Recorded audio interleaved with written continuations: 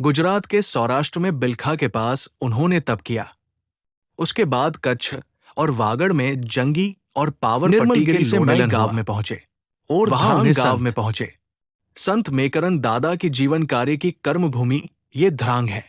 भुज तालुका का ये गांव भुज से 40 किलोमीटर की दूरी पर स्थित है। ध्रांग आने पर उन्हें संत मायागिरी स्वामी तथा माताजी वीरबाई का परिचय हुआ और कच्छ के राजा महाराव देशल जी ने दादा मेकरन को गुरु पद स्वीकार किया। जीनाम का आलाप जगाने वाले कच्छ के कबीर के उपनाम से दादा को जाना जाता है। उन्होंने सादगीपूर्ण जीवन जीने की शिक्षा देते हैं। जियो तो ऐसे जियो, सच्चे जियो मन से स्नेह, और मर जाओ मगर मन में रखो सबके प्रति प्रेम। एक बार तीर्थ यात्रा के दौरान हरिद्वार में पवित्र गंगा में स्नान करने के बाद कांवड़ में गंगा जल भरकर दादा साधु संतों के समूह के साथ जा रहे थे।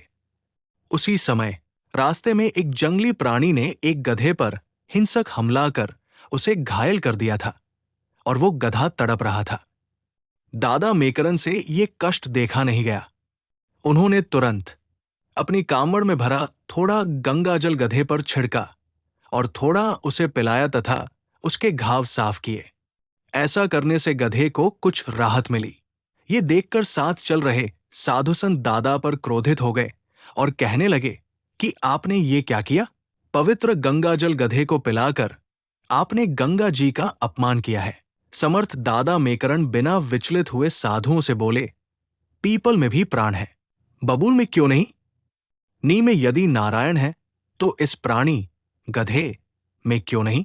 अर्थात जो प्राण पीपल में है वही बबूल में भी है। यदि हर जीव में नारायण का वास है तो इस प्राणी में क्यों नहीं? ये सुनकर साधुजन शांत हो गए और दादा के चरणों में गिर पड़े। इसके बाद वो गधा दादा के साथ रहने लगा, जिसका नाम दादा ने लालियो रखा।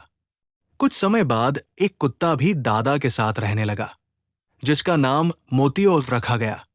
इस प्रकार लालियो और मोतियो की जोड़ी बन गई और ये दोनों दादा के साथ सेवा कार्य में जुड़ गए। दादा की उम्र बढ़ने पर लालियो पानी और रोटी का भार उठाता और मोती अपनी सूंघने की शक्ति से लालियों को रास्ता दिखाता, ताकि रेगिस्तान में भटके हुए लोगों को ढूंढकर उन्हें भोजन और पानी दिया जा सके।